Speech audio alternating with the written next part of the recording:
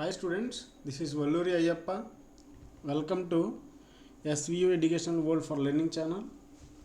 At this time I am going to discussing about factors affecting the Q point, quiescent point or operating point of the transistor and need of the stabilization. ట్రాన్సిస్టర్కి stabilization చేయాల్సినటువంటి అవసరం ఏమిటి అని చెప్పుకుందాం.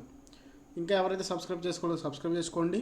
To get more notifications and to get more contents click on bell icon. ఎవరైతే video నచ్చిందో like చేయండి, comment చేయండి and share to your friends. First factors affecting the Q point.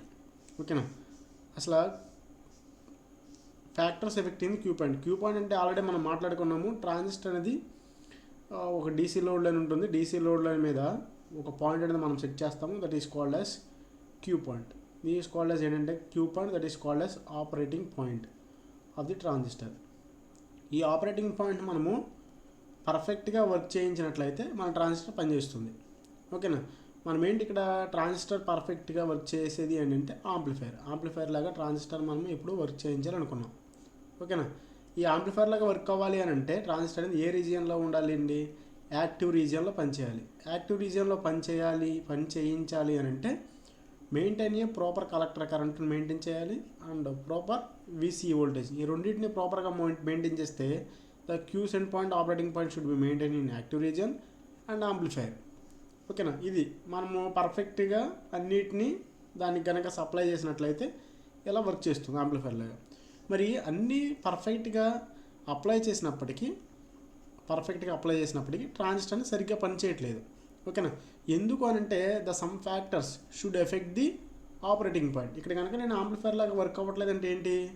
Active రీజియన్లో పని చేయట్లేదు అని. యాక్టివ్ రీజియన్లో పని చేయట్లేదు మీన్స్ ఏంటంటే ఆపరేటింగ్ పాయింట్ షిఫ్ట్ అయిపోతుంది. ఆపరేటింగ్ పాయింట్ యాక్టివ్ రీజియన్లో ఉండట్లేదు అంటే యాక్టివ్ రీజియన్లో ఆపరేటింగ్ పాయింట్ ఉండట్లేదు అంటే ఏంటి?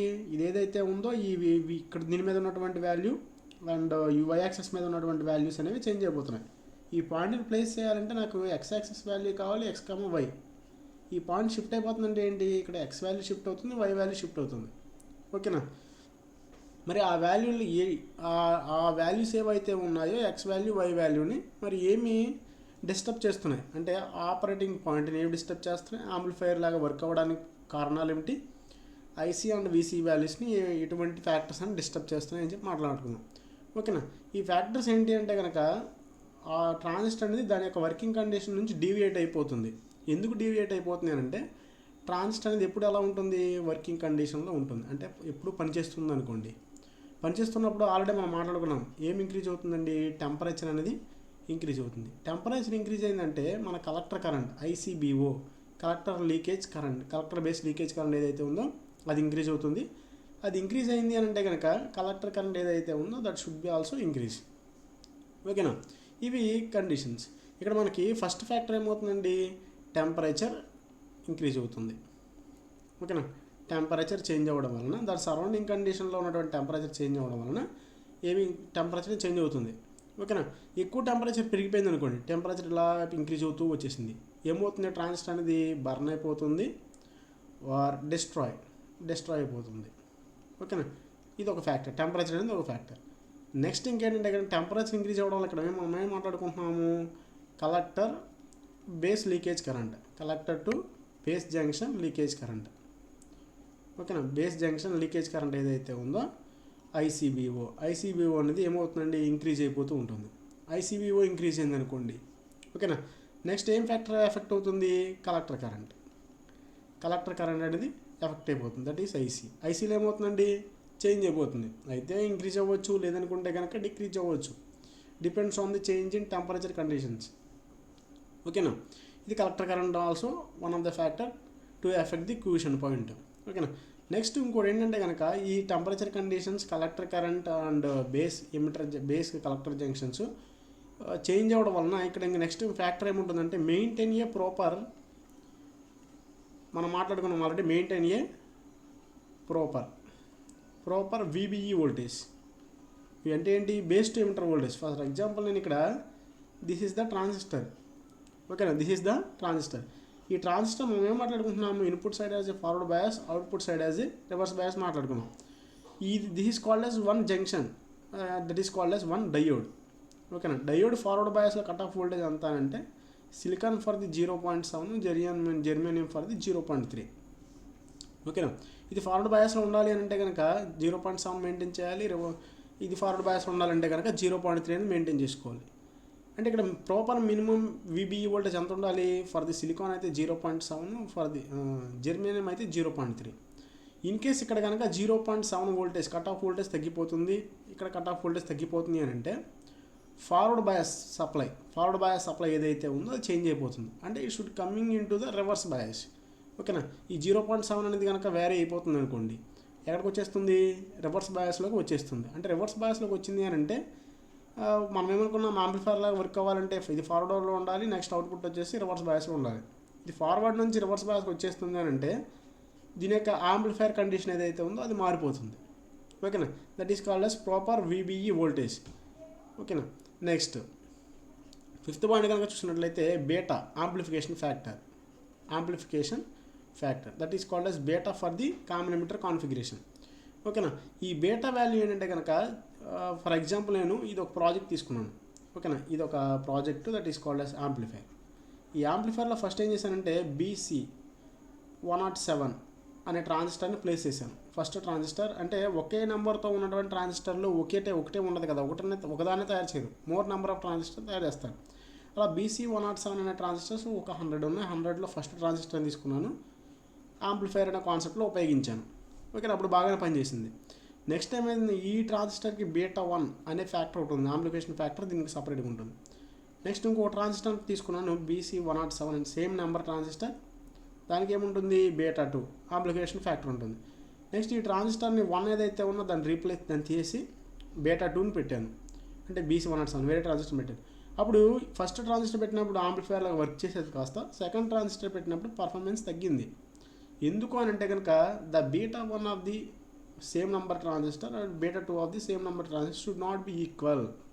అంటే ఏంటి, ఇక్కడ పిన్ నెంబర్, ఈ పార్ట్ నెంబర్ BC107 ఇది BC107 ఈక్వల్ అయినంత మాత్రాన దీని బీటా వాల్యూ ఈక్వల్ అవుతాయంటే it is not a possible. ఓకేనా. అంటే ఏమవుతుంది, ఇక్కడ ట్రాన్సిస్టర్ రీప్లేస్మెంట్ వలన the amplification factor should be changes. Amplification factor should be change అయింది అనుకోండి, ఏదైతే యాంప్లిఫికేషన్ చేయాలో అది సరిగ్గా యాంప్లిఫై చేయలేదన్నమాట. ఓకేనా. ఇవి ఫ్యాక్టర్స్. నెక్స్ట్ ఇంకోటి ఏముందంటే కనుక VCC సప్లై ఏదైతే ఉందో ప్రాపర్గా మెయింటైన్ చేయాలి. ఈ మెయింటైన్ చేసేటువంటి VCC సప్లైలో ఏమైనా ఇంక్రీజ్ అవ్వడం కానీ ఏమైనా డిక్రీజ్ అవ్వడం కానీ జరిగితే దీనికి వెళ్ళేటటువంటి ఇన్పుట్ బేస్ కరెంట్లో చేంజ్ వస్తుంది, కలెక్టర్ కరెంట్లో చేంజ్ వస్తుంది. IBICలో చేంజ్ వచ్చినప్పుడు ఏమవుతుందంటే కనుక ఈ ఆపరేటింగ్ పాయింట్ ఏదైతే ఉందో operating point should be changes. ఓకేనా. ఇవన్నీ కండిషన్స్ అండి. ఫస్ట్ టెంపరేచర్ కండిషన్లో చేంజ్ రావడం వలన క్యూషన్ ఆపరేటింగ్ పాయింట్ మారుతుంది, కలెక్టర్ టు బేస్ జంక్షన్లో ICBOలో చేంజ్ రావడం మారుతుంది, కలెక్టర్ కరెంట్ మనం మారుతుంది, నెక్స్ట్ VBEలో మారుతుంది, నెక్స్ట్ బీటాలో చేంజ్ వస్తుంది, నెక్స్ట్ ఇంకేమొస్తుందండి 6లో. ఓకేనా. నెక్స్ట్ 7th పాయింట్ ఏంటంటే కనుక maintain a proper VCE voltage. అంటే ఏంటి, VCE collector to emitter voltage, output voltage ఇదే కదా. మనం ఏం మాట్లాడుకున్నాం, గ్రాఫ్ కావాలి అని అంటే కనుక ట్రాన్సిస్టర్ అవుట్పుట్ క్యారెక్టరిస్టిక్స్ కావాలంటే ప్రాపర్ ICని మెయింటైన్ చేయాలి, ప్రాపర్ VCని మెయింటైన్ చేయాలి. ఈ రెండింటి మీద డిపెండ్ అయ్యి మనకి ఈ ప్లేస్లో ఏదైతే ఉందో ఈ ప్లేస్లో మనకి ఆపరేటింగ్ పాయింట్ రావడం జరుగుతుంది. ఓకేనా. అంటే ICని సరిగ్గా మెయింటైన్ చేయకపోయినా VCని సరిగ్గా మెయింటైన్ చేయకపోయినా మనకి it should not work as a amplifier. These all are the factors affecting the quiescent point of the transistor. అసలు ఇదంతా ఎందుకు అని అంటే కనుక టు స్టెబిలైజ్ ట్రాన్సిస్టర్ని స్టెబిలైజ్ చేయాలి అని అంటే ఏవైతే ఉన్నాయో ఈ ఫ్యాక్టర్స్ అన్నిటిని మనము కన్సిడర్ చేసుకుని ఈ ఫ్యాక్టర్స్ అన్నిటిని స్టెబిలైజ్ చేయాలి. కంట్రోల్ చేసుకుంటే కనుక ఇది పర్ఫెక్ట్ ఆపరేటింగ్ పాయింట్ మనం మెయింటైన్ చేసుకోవచ్చు. వీటిని కనుక కంట్రోల్ చేయలేదనుకోండి, ఆపరేటింగ్ పాయింట్ సెట్ చేయడం కష్టమవుతుంది, ఆపరేటింగ్ పాయింట్ని కంట్రోల్ చేయడం కష్టమవుతుంది. అప్పుడు ట్రాన్సిస్టర్ యొక్క యాంప్లిఫికేషన్ కండిషన్ని మనం కంట్రోల్ చేయడం కూడా చాలా కష్టమవుతుంది. ఓకేనా.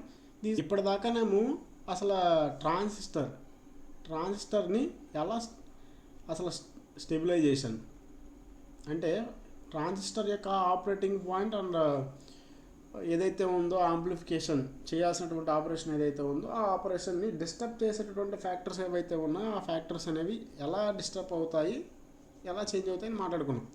మరి చేంజ్ అయినటువంటి ఫ్యాక్టర్స్ని స్టెబిలైజ్ చేసేటటువంటి అవసరం ఏదైతే ఉందో that is called stabilisation.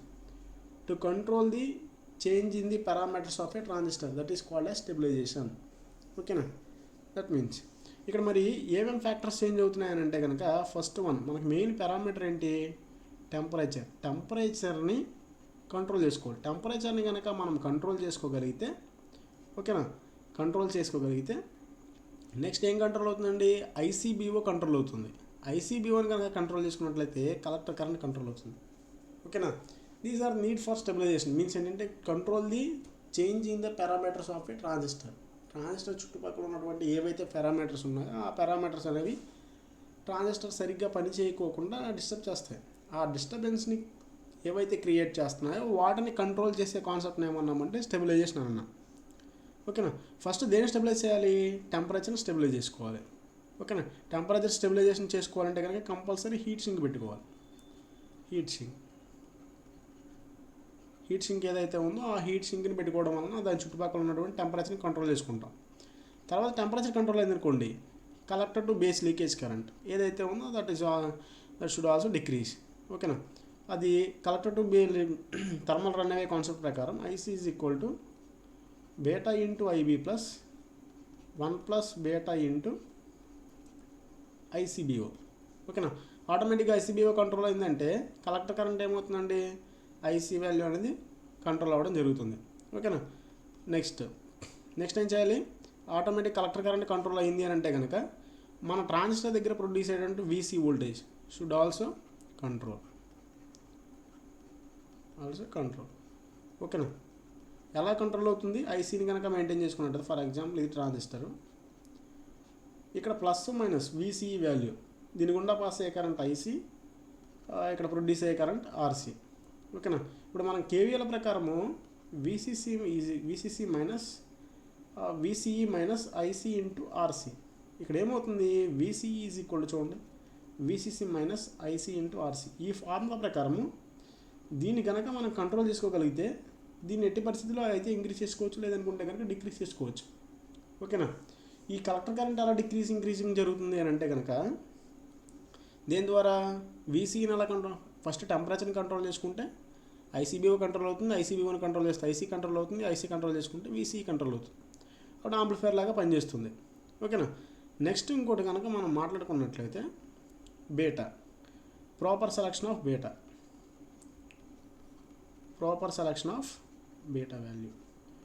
Beta value ప్రాపర్గా సెలెక్ట్ చేసుకోవాలి. Depends on the type of the transistor. BC 107 లేదనుకుంటే కనుక బీసీ 547. అంటే ట్రాన్సిస్టర్ని సెలెక్ట్ చేసుకునే దాన్ని బట్టి మన యొక్క ఆపరేటింగ్ కండిషన్ కూడా మారిపోతూ ఉంటుందన్నమాట. ఓకేనా? నెక్స్ట్ స్టెబిలైజేషన్ ఇవన్నీ కంట్రోల్ చేసుకున్నట్టయితే కనుక ఏది కంట్రోల్ అవుతుందండి? ఆపరేటింగ్ పాయింట్ అనేది కంట్రోల్ అవుతుంది. ఓకేనా? ఆపరేటింగ్ పాయింట్ అనేది ఎక్కడ కంట్రోల్ చేయాలి మనము? సాచురేషన్ రీజియన్లోనా, కట్ ఆఫ్ రీజియన్లోనా, యాక్టివ్ రీజియన్లోనా? దేనిలో అంటే యాక్టివ్ రీజియన్లో. అంటే ఏంటి? Transistor should operate in a active region. To maintain a transistor operate in a active రీజియన్లో. ఆపరేట్ అయ్యేదాకా యాక్టివ్ రీజియన్లో ఆపరేట్ అయ్యే విధంగా మనము దీన్ని కంట్రోల్ చేసుకోవాలి. కాబట్టి ఖచ్చితంగా స్టెబిలైజేషన్ కావాలి.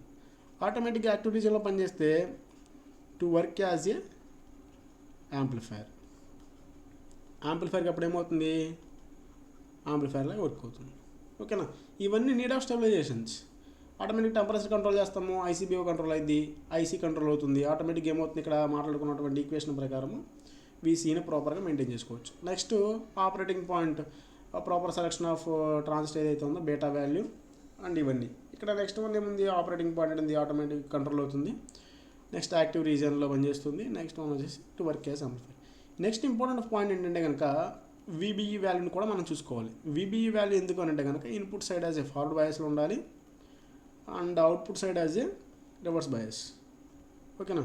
ఇన్పుట్ సైడ్ ఫార్వర్డ్ బయాస్లో ఉండాలి అని అంటే ఖచ్చితంగా VBE value proper 0.7 for the silicon, 0.3 for the germanium. ఈ 2 వాల్యూస్ని కనుక మనం మెయింటైన్ చేసినట్లయితే మాత్రమే we should operate a transistor input side as a forward bias.